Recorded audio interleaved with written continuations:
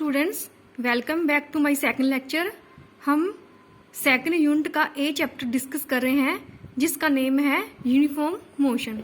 First lecture में मैंने आपको बता दिया मैकेनिक्स क्या होता है, ठीक है, रेस्ट का मीनिंग क्या होता है, मोशन का मीनिंग क्या होता है, rest and motion are relative, one dimensional motion, two dimensional motion, three dimensional motion, ठीक है।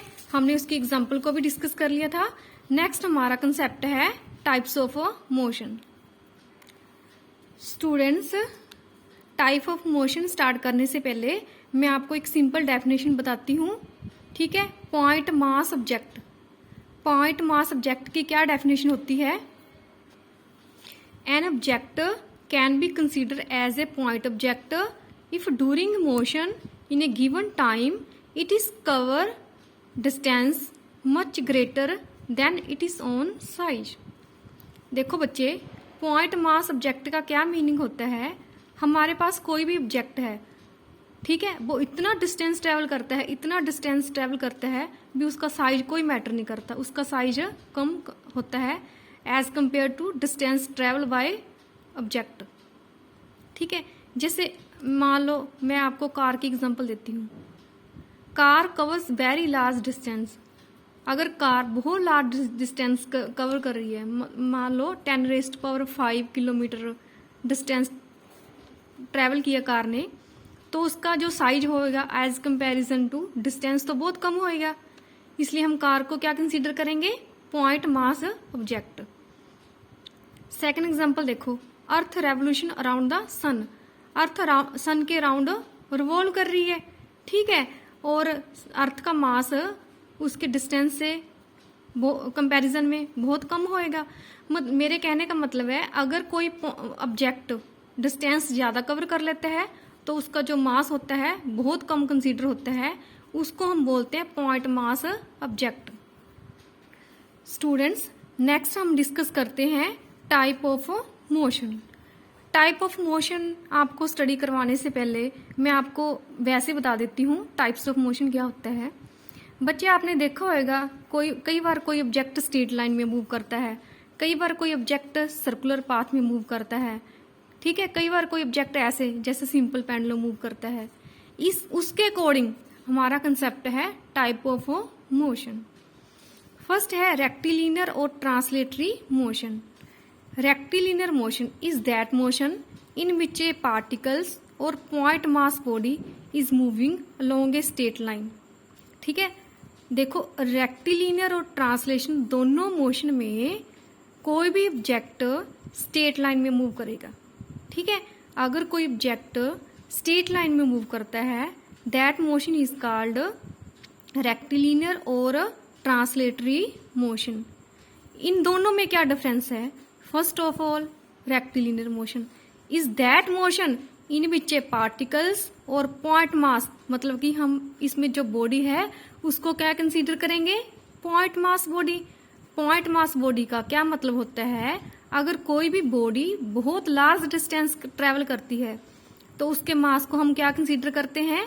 Point mass body is moving along a straight line, ठीक है। रेक्टिलिनियर मोशन का मतलब होता है अगर point mass body straight line में ट्रेवल करती है, मतलब कि वो लार्ज डिस्टेंस ट्रेवल करती है बट स्ट्रेट लाइन में ट्रेवल करती है, that motion is called rectilinear motion. जैसे प्लेन इन स्काई, जब प्लेन वन कंट्री से दूसरी कंट्री में जाता है, सपोज कर लो जो हमारा प्लेन है वो मतलब कि अमेरिका से ऑस्ट्रेलिया जा रहा है, तो कितना डिस्टेंस ट्रेवल करेगा, ठीक है। तो मान लो हमारा प्लेन इंडिया से जर्मनी जा रहा है, कितना डिस्टेंस ट्रेवल करेगा? उसका मास तो बहुत कम होएगा ना डिस्टेंस के कंपैरिजन में, इसलिए हम उस मोशन को बोलेंगे rectilinear motion. Next student, motion है translatory motion. A body not a point mass is moving such that all it is constituent particles move simultaneously along a parallel straight lines.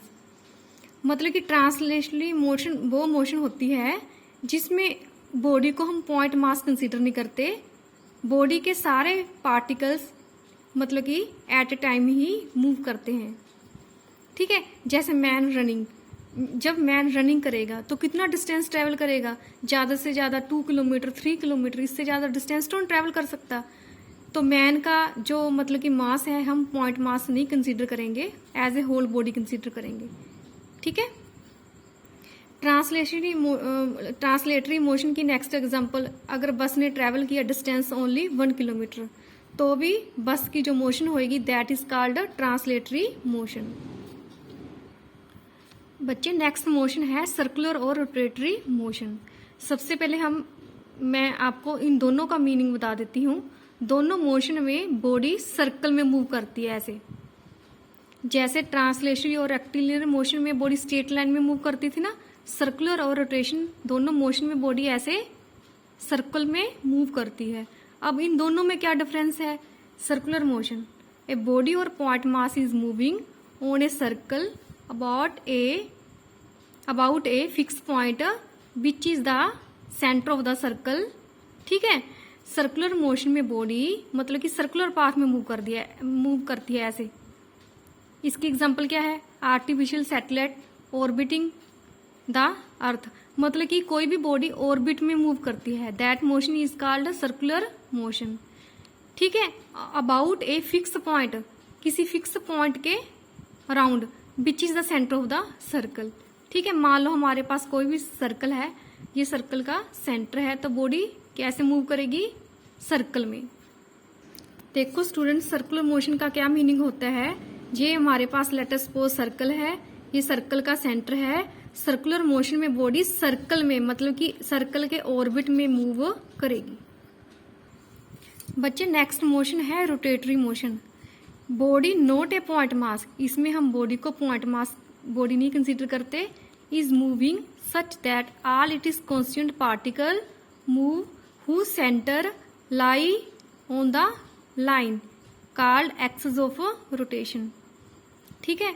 Rotation motion वो होती है जब सारे body के सारे constituent particles एक time में ही मूव करते हैं। ठीक है।